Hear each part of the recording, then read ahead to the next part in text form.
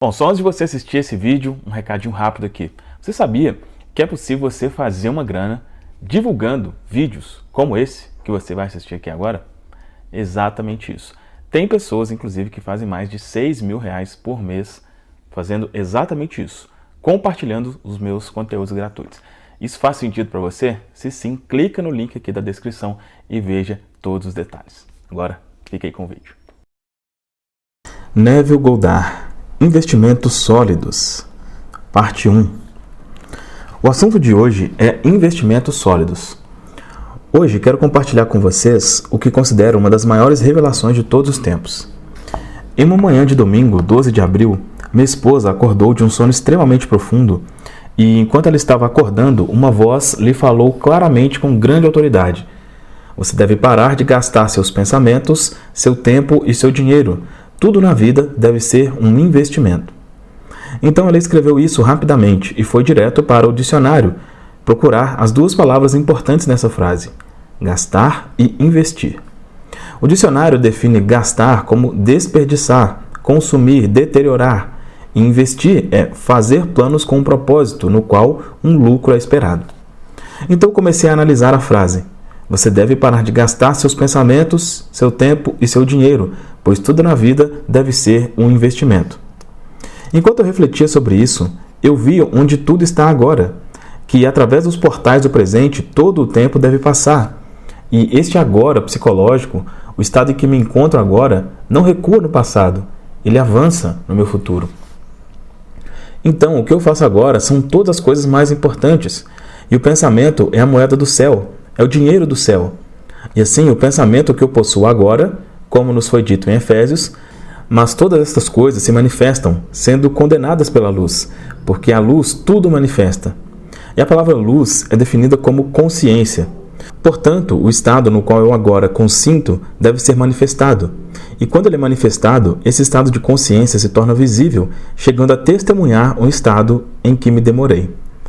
Então, a cada momento, estou ou gastando ou investindo. Infelizmente, a maioria de nós gasta a moeda do céu. E de manhã, ao meio-dia e de noite, vivemos em estados negativos, nos quais não há retorno, quando poderíamos ter gastado. Não gastado, mas investido nesse momento. Então, no final desse dia, nós realmente teríamos um portfólio maravilhoso. A pessoa de espírito religioso investe possivelmente no domingo de manhã. Através do serviço, ela é alçada por um momento. Se ela não for excessivamente crítica, pode ser levada como um hino. Ela pode ser levada com o solo, a música do órgão, as exortações do púlpito, e por um momento ela está investindo, mas no resto da semana ela gasta. Agora, você sabe por experiência que se colocar todo o seu dinheiro em uma grande empresa pode ser maravilhoso, pode ser bom, mas no fim de um ano os diretores podem decidir se reorganizar e distribuir os dividendos. E se você dependia de um cheque de dividendos para suas necessidades diárias, embora seja uma empresa boa, segura e maravilhosa, quando eles dividem os dividendos, você deve vender algumas ações ou usá-las para pegar um empréstimo. Enquanto a cada momento você poderia ter um portfólio maravilhoso, se você passar um cheque de dividendos, tudo isso não importa. Se você dedicou cada momento do seu tempo ao pensamento positivo, ao pensamento construtivo e não aceitar qualquer boato que não contribua para o cumprimento do seu desejo, não importa o que seja, pode ser o fato mais óbvio do mundo. Se ele não contribuir para o cumprimento dos seus sonhos, não o aceite. Se você o faz, você está gastando. Se não, negando, e sim com total indiferença, você se volta para o que você gostaria de ter ouvido em vez do que ouviu. Você está investindo. Não é a audiência que importa, é a admissão da verdade disso. Não todas as coisas quando são ouvidas, mas sim todas as coisas quando são admitidas. Se você as aceitar como verdadeiras, então ou você gasta por aceitação ou você investe, dependendo da natureza do estado aceito. Então, essa revelação que veio pela minha esposa para mim é uma das maiores que eu já ouvi. Tinha sido dito em nossa Bíblia. E o Senhor Deus falou com ela neste dia e disse-lhe: sua serva. E eles teriam dito qual revelação teria vindo dessa maneira. Mas isso veio a uma esposa normal. Veio de maneira natural e normal para instruir não só a ela, mas para instruir seu marido, pois eu fui o primeiro a quem ela contou e não posso dizer o que isso me fez desde então. Eu escutei isso na manhã do dia 12 de abril, porque me fez mais consciente do momento, me deixou mais consciente de cada momento do dia, para que eu não gastasse. Eu devo investir. O tempo é muito precioso e esses momentos não recuam. Eles não passam. Eles estão sempre avançando no meu futuro para me confrontar com um desperdício ou para me mostrar um retorno maravilhoso. Se eu investir é para um propósito e, portanto, não só espero, eu aguardo uma recompensa. Espero um lucro no meu investimento. Então, um momento gasto agora, neste mesmo dia, pode amanhã lhe pagar excelentes dividendos. Há 2 semanas contei uma história sobre Jimmy Fuller. Bem, antes eu não tinha todos os detalhes da história. Só depois da reunião, dezenas de vocês me disseram, não só após a reunião daquele dia, mas depois das minhas reuniões no Teatro Ebel, que se Jimmy Fuller fez a fortuna que ele fez, ele deve ter tido um grande capital. Bem, eu não poderia afirmar nem negar essa afirmação ousada, pois vocês falaram como se soubessem, e muitos de vocês quase me convenceram de que ele tinha um grande capital, e por isso ele transformou em grandes retornos. Então, na noite de sexta-feira, pedi-lhe para me contar mais detalhes. Ele disse: "Quando você veio aqui há 4 anos, Neville, eu vim para ouvi-lo." Minha esposa me perguntou: "Por que ouviu Neville? Quem lhe contou sobre Neville?" Ele disse que ligou à rádio uma noite e ouviu o Dr. Byles. Nunca tinha ouvido falar do homem antes. No final de sua palestra, de que Jimmy gostou muito, o Dr. Byles disse que Neville estava vindo para falar por nós e que ele era um must. Bem, na outra noite, ele tinha gostado tanto do Dr. Byles que o viu na noite seguinte, e durante as outras 2 semanas ele continuou me promovendo. E o Dr. Byles era tão generoso em seus elogios que Jimmy pensou que deveria ouvir esse homem chamado Neville. Então, quando Jimmy veio, ele gostou do que ouviu na manhã de domingo. E eu anunciei que estaria palestrando na noite seguinte neste local, mas custariam $2. Bem, ele disse que tinha $54. Ele tinha uma esposa e um garoto. Não podiam deixar a criança sozinha, era um bebê.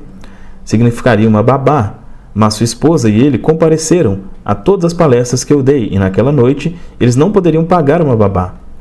Simplesmente não poderiam, mas eles levaram seus últimos recursos de $54 e foram a todas as reuniões, os 2. E uma noite eles não tinham como pagar pela babá. 3 anos depois, Neville, eu não provava a sua teoria. Você conhece meu problema, como já falei antes. Talvez haja alguém aqui que não o ouviu. O homem é negro, e seu problema era que, por ser negro, todas as marcas e estigmas do mundo estavam contra ele.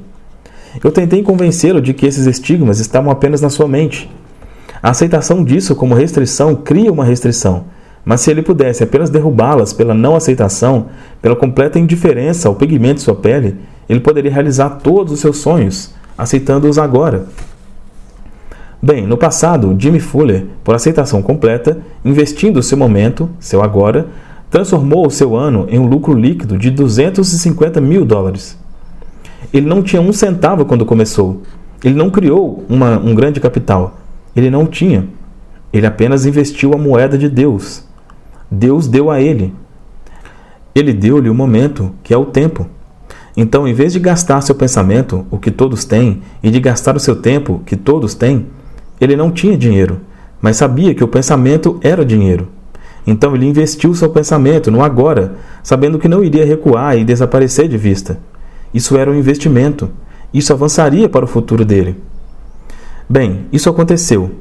Aquilo avançou tanto que ele me diz que agora tudo o que ele toca se transforma em ouro.